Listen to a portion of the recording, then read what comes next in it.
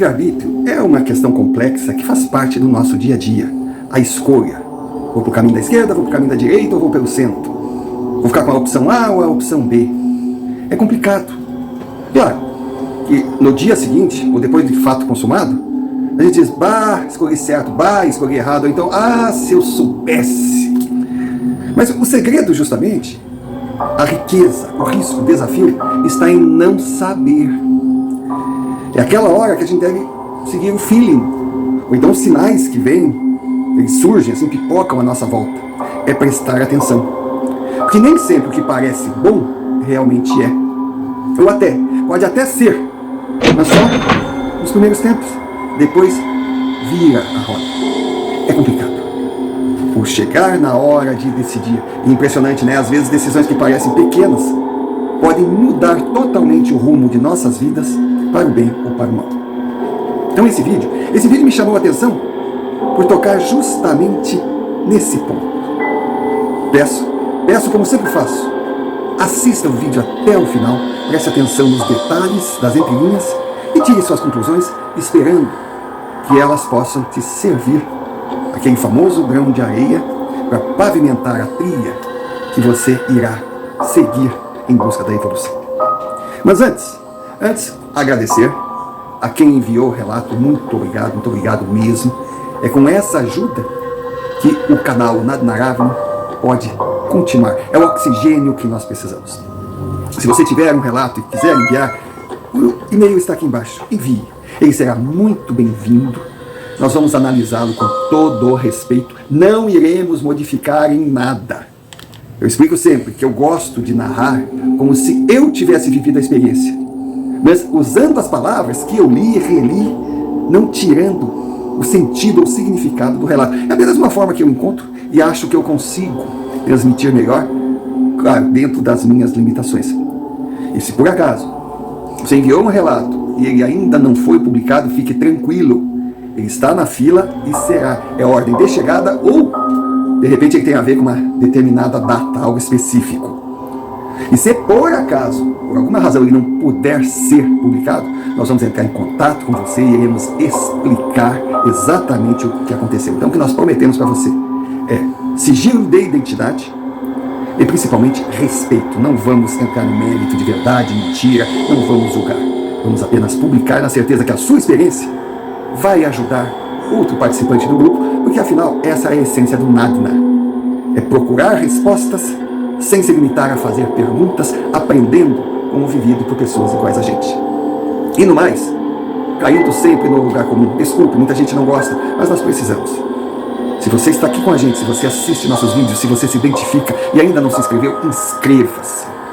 Pode parecer um detalhe, mas não é muito importante. Nós precisamos fazer crescer o número de inscritos, que são metas impostas pelo YouTube. Então, inscreva-se. E não esqueça de deixar o seu like se gostar. Se quiser ajudar ainda mais, compartilhe, comente, mostre ao YouTube o nosso vídeo, o nosso conteúdo. Ele tem o interesse de muitas pessoas. E se puder enviar um Pix, qualquer valor para nós é indiferente, qualquer valor é importante para que a gente consiga nessa caminhada, porque toda engrenagem é movida a dinheiro e ainda nós não estamos monetizados. Dito isso, não vou enrolar mais e daqui por diante vamos ao relato.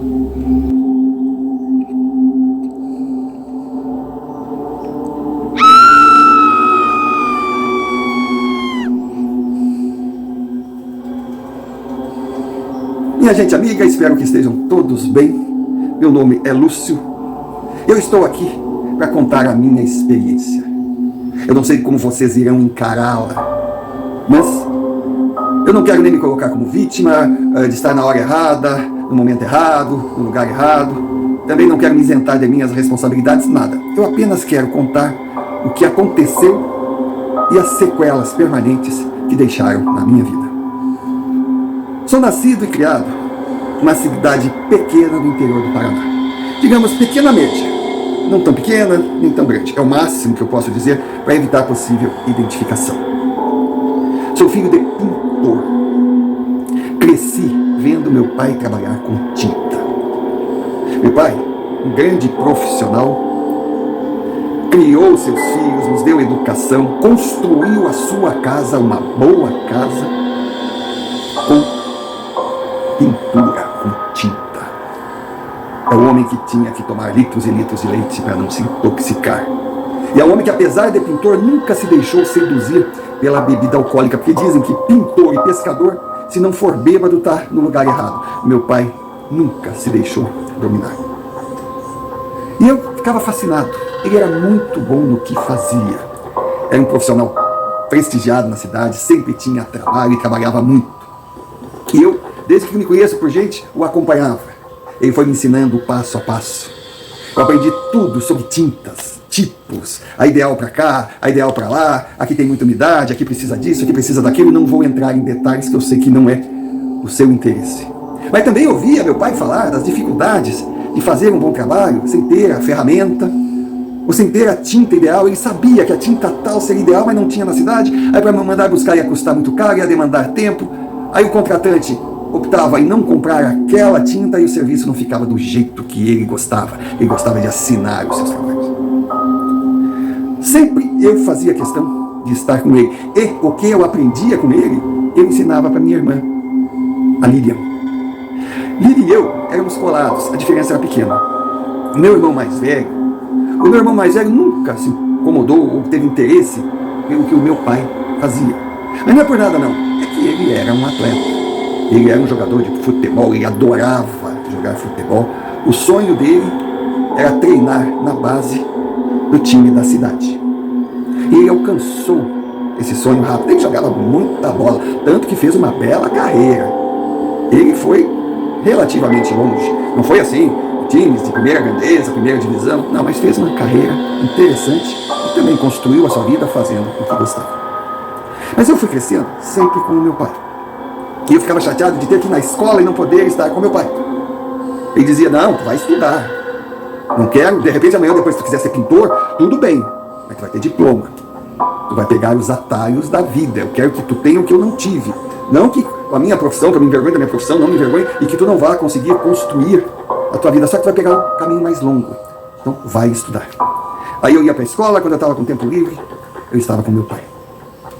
E também acompanhei meu pai construindo a casa dele, passo a passo. Pasmem. Eu tinha 9 anos quando ele começou o terreno. E ele trabalhava nos finais de semana, colocando aí a massa, colocando a estrutura, os tijolos, que ele podia comprar. Foi devagarinho. No final de semana eu lembro, meu pai e minha mãe ali, batalhando, construindo a casa, até com a ajuda dos meus tios, mas era bonito de ver. E a casa, o projeto, era muito bonito. E era numa rua central. Realmente, ele sonhou grande e trabalhou para realizar o sonho. E eu lembro, quando eu ia completar 15 anos, nós mudamos para a nossa casa nova. A felicidade do meu pai, a felicidade da minha mãe, aquilo irradiava para nós. Era uma casa de 2 pisos. E os quartos ficavam em cima. Apenas a suíte do meu pai e da minha mãe ficavam de frente. Os nossos outros 3 quartos nossos ficavam de fundos, mas também era muito legal. E tinha, no segundo piso, uma área envidraçada, que a gente ficava ali vendo a rua. E o ver a rua se tornou a minha televisão. Eu adorava ficar ali, escorado na janela, vendo as pessoas passarem. Não sei, cada louco com sua mania. E o tempo foi passando. E eu descobri que eu já tinha idade para estudar à noite. Aí falei com meu pai, pai, eu vou estudar à noite e vou te ajudar. Meu pai, meu filho, vai ficar doído. Eu falei, pai, deixa, eu quero ser útil. E aí ele aceitou. Eu fui estudar à noite. E numa dessas noites, voltando para casa, eu ouvi aquele miadinho. Sabe aquele miadinho de gato criança? Eu fui assim, me embrenhei meio do mato. Ai, meu Deus do céu. Aquela bolinha branca. Estava uma noite fria, escondido ali no meio da grama, mas tremendo de frio. Não vou nem chamar, um retardado, algum monstro, abandonou os gatinhos ali. Na verdade, 3.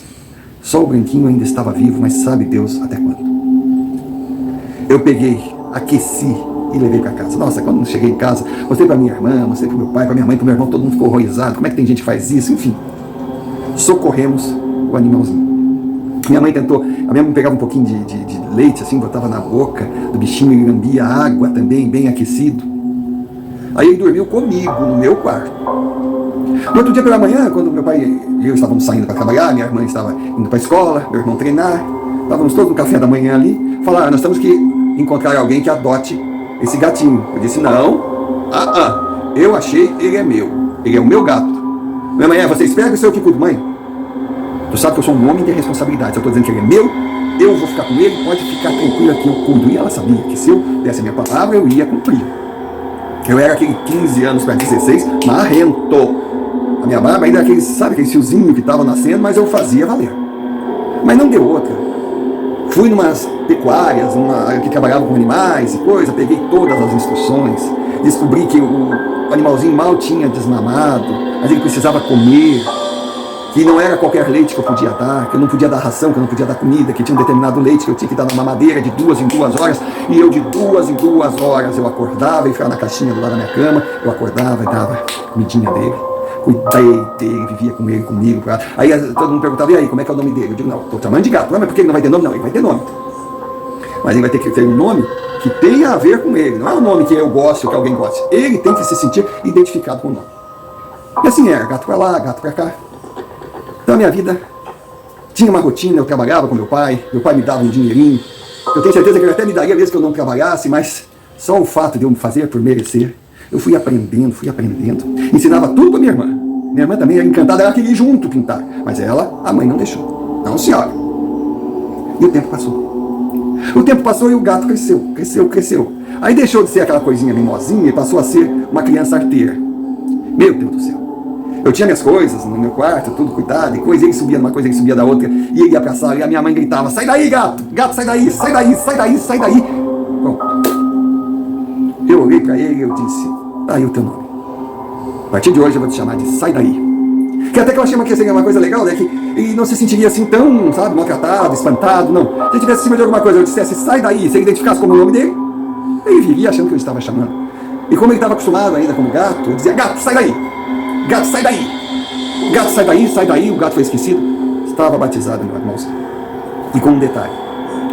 A minha hora, assim, a hora minha, é quando eu estava lá em cima, sozinho, no andar de cima, assim, olhando a rua. Eu saí daí do meu lado. E parece que ele sabia a hora de subir. Ele até me chamava para a gente ir para a janela e ficar olhando a rua. A rua à noite não era muito movimentada.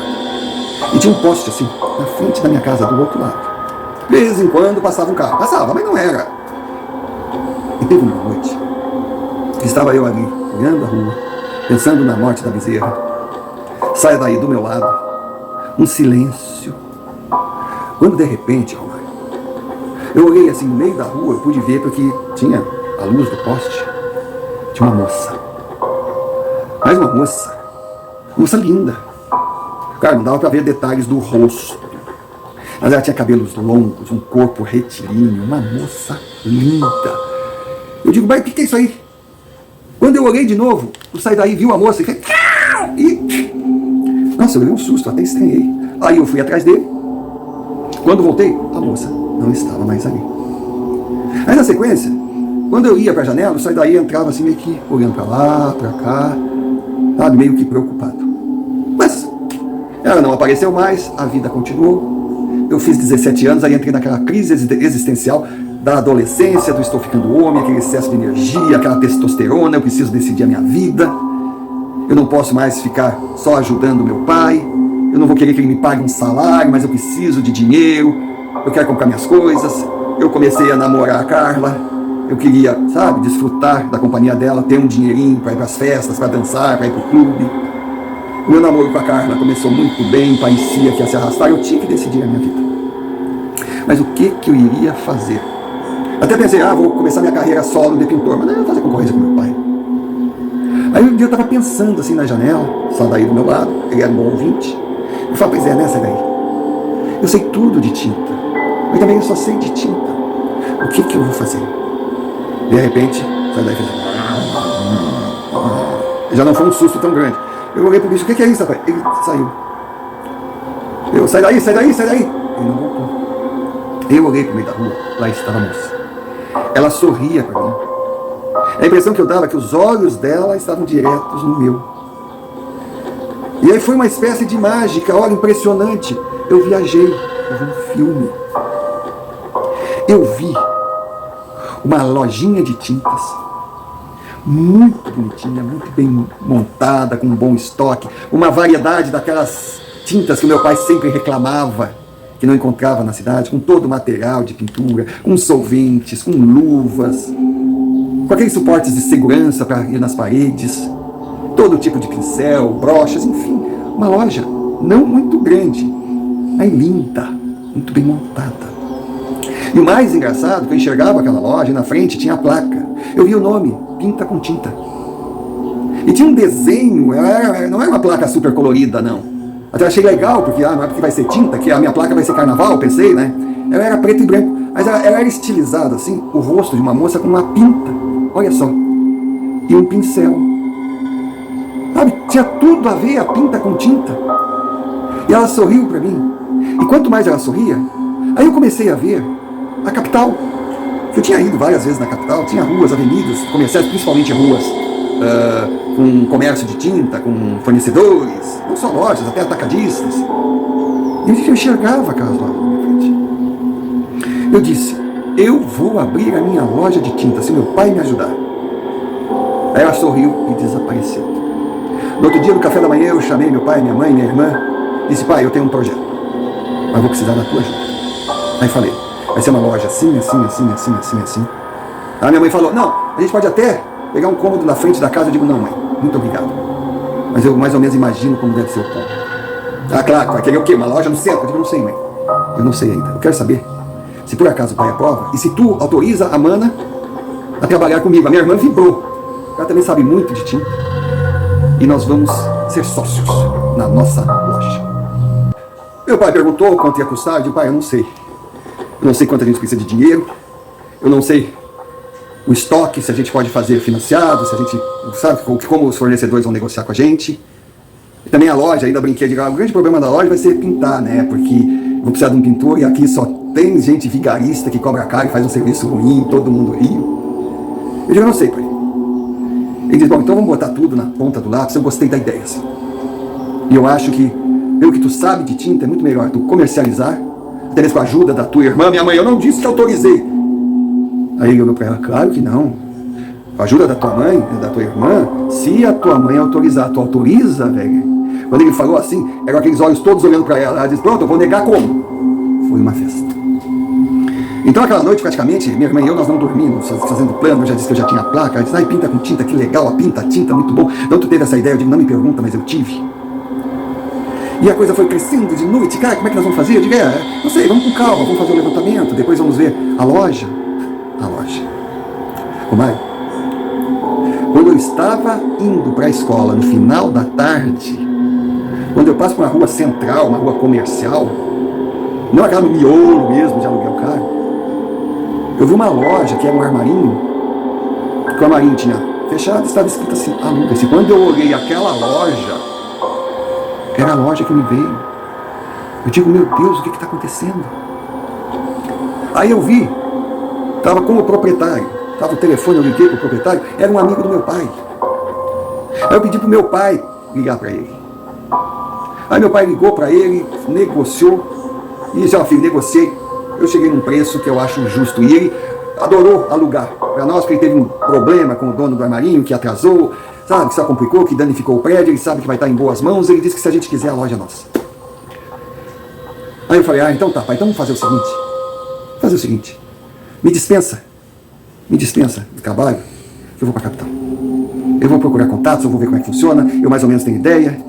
Ele me dispensou. Eu catei minha irmã de tiracolo, minha mãe ia à aula. Mãe, empresária é empresária. E fomos para a capital. Andamos de um lado para o outro, tínhamos endereços. Mas eu passava no endereço assim, a minha irmã, vamos entrar nessa, não, essa não é, mas tu nem sabe. Não é. Impressionante. Na compensação, quando eu olhava assim, eu digo, vamos nessa, essa aqui tem coisa boa. Mas como é que tu sabe? Eu não sei, mas vamos lá, eu já ouvi falar nessa loja, eu já ouvi falar nesse fornecedor, nesse fabricante, vamos lá. Senhor Mário, nós passamos um dia na capital. Nós não fechamos negócios, mas o representante ficou de ir na nossa cidade, ver nossa estrutura, ver o que estávamos fazendo, e eles, claro, ficaram impressionados com o conhecimento que tanto a minha irmã quanto eu tínhamos sobre o produto. Não tinha como dar errado, nós sabíamos muito. E fora isso, a minha irmã tinha algo que eu não tinha. Ela era uma excelente administradora. Ela era organizada. Sabe aquela coisa de mulher, assim? Sabe botar etiquetinha? Sabe onde está tudo? Olha, foi um tiro de espingarda. A coisa mais rápida do mundo, parecia mágica. Os fornecedores chegaram lá, nós pintamos a loja, nós criamos a empresa, nós botamos a placa. Estava tinta com tinta, nasceu do dia para a noite. E outra, o meu pai era um grande cliente, mas eu aceitava ele como cliente porque eu sabia que ele precisava daquilo, e dele eu cobrava o preço justo, dava desconto, ele não queria desconto, enfim. E outros pintores foram chegando e pessoas que estavam, sabe, reformando sua casa, né? De repente vem a notícia: um prédio seria construído na cidade. E é claro, uma grande construtora compra o seu material, o grosso, de fornecedores, atacadistas, aquela coisa toda. Mas sempre sobra um pouco para o comércio. E a minha loja de tinta era a única pronta para receber. Então vamos dizer aí que 3% das compras daquela construtora, tipo a coisa que acabou de faltar, aqui não tem, corre lá, eles começaram a comprar da minha loja, mas 3% daquele prédio, eu comecei a ganhar dinheiro, muito dinheiro. É dinheiro legal.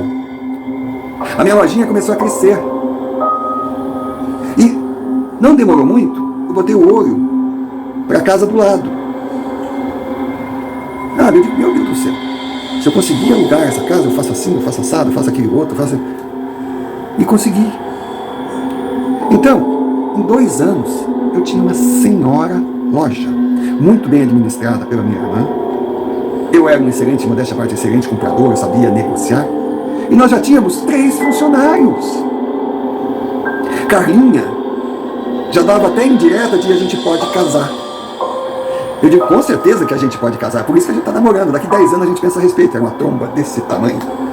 Meu pai dizia, Norinha, não tenta amarrar o bode com muita força que ele te dá chifrada, sabe? Era a brincadeira à parte. E a coisa corria muito bem. Eu me formei no fundamental, minha irmã também, e resolvemos curso superior, mas dentro daquilo que a gente planejava para a nossa vida. Então eu fui para a administração e ela para a contabilidade. Estávamos investindo em nós e no nosso negócio. Aí um dia, cansativo, sabe aquela coisa? Eu chego em casa naquele intervalo de tomar um banho, me arrumar, para pegar o ônibus e ir para a cidade próxima para estudar, para a minha faculdade. E eu tô ali, o sai daí, de um lado para o outro. Aí ele pulou na janela. Quando ele pulou na janela, ele deu meia volta. Aí me chamou a atenção. Eu estava saindo do banheiro, nem ia na janela. Mas fui. Quando eu fui, lá estava a moça. Aí ela olhava para mim, mas era diferente. Era uma moça, não era aquela imagem. Quando eu vi um carro vir em alta velocidade, eu digo, moça, cuidado, sai daí! Blum! O carro passou por cima dela, dei um berro, desci a escada, minha mãe veio, o que foi isso, minha irmã, o que houve? Ela foi atropelada, quando eu chego na rua, não tinha nada. Minha mãe olhou assim, tu andou cheirando maconha, foi? Eu não sei se eu ria dela cheirando maconha, eu não sei se eu, sabe, tentava disfarçar, minha irmã me conhecia, o que está acontecendo? Eu falei, nada, deixa, sabe, eu tô cansado mesmo, acho que eu tô cheirando muita maconha. Aí voltei, fui no meu quarto, me arrumei. Na hora de sair, tava saindo daí, assim.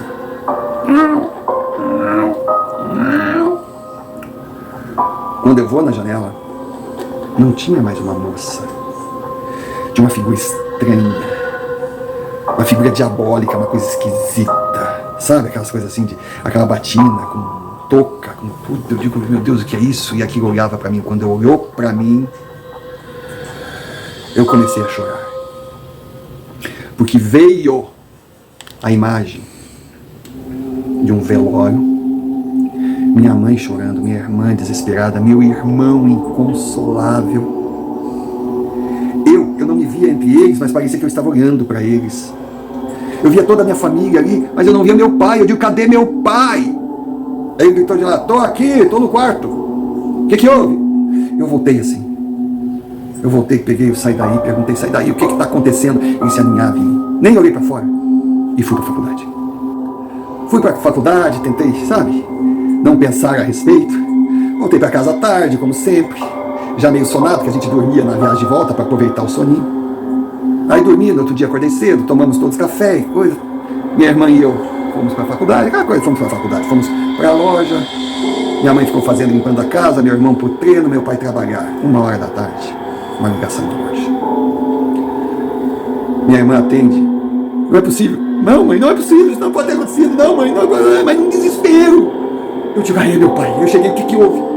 Ai, não é possível, não é possível, não é possível, não é possível. Ela largou o telefone, me abraçou: não é possível. Eu peguei o telefone, era minha mãe chorando, dizendo para nós irmos correndo para o hospital. Meu pai trabalhando naquele prédio que me deu tanta felicidade. Ele sempre foi cuidadoso, mas o andaime que ele estava arrebentou a corda de sustentação e ele caiu.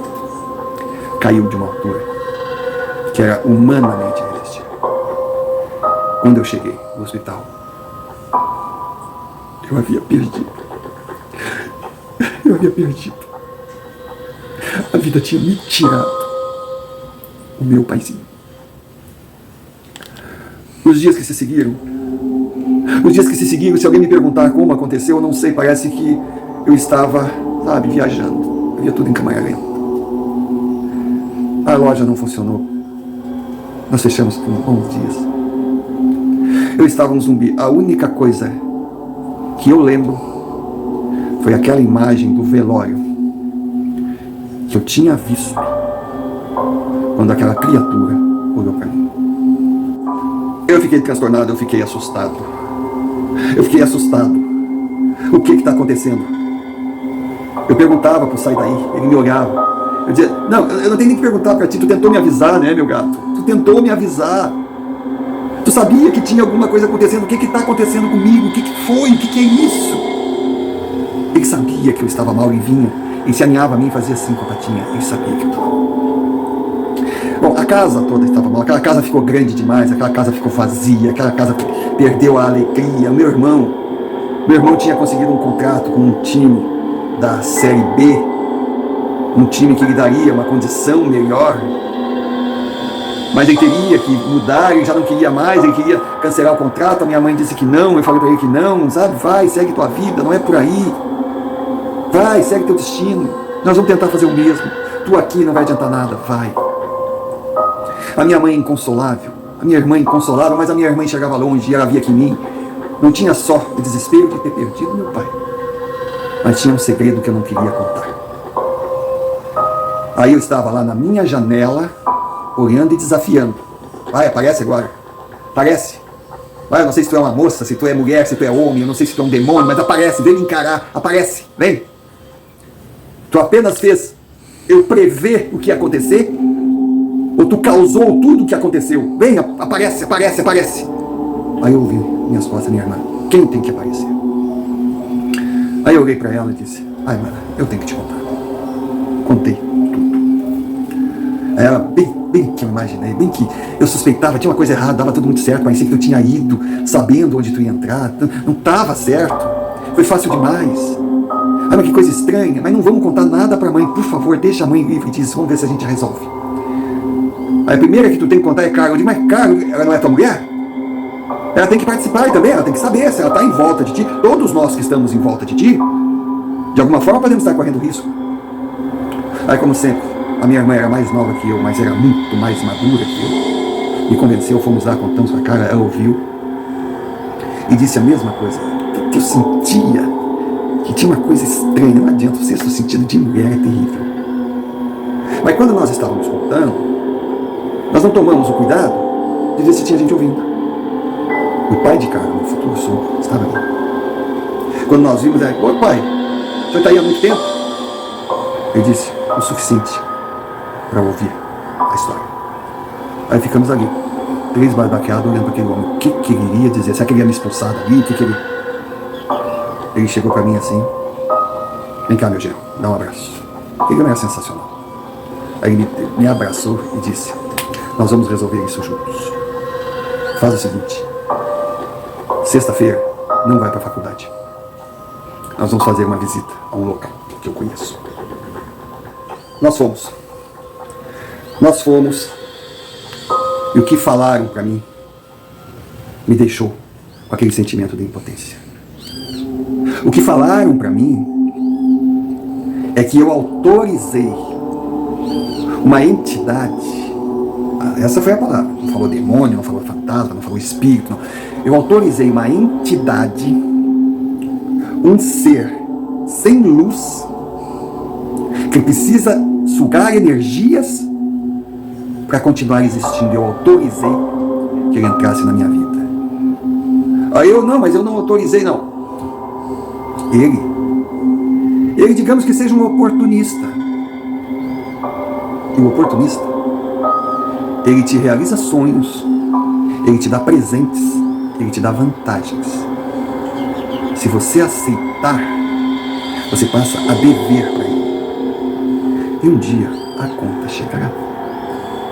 Aí eu perguntei, quer dizer então que esse ser que eu autorizei, ele me deu a loja, e levou meu pai, pegou a alma do meu pai em troca, eu sou cúmplice da morte do meu pai? Não, meu filho, não fantasie.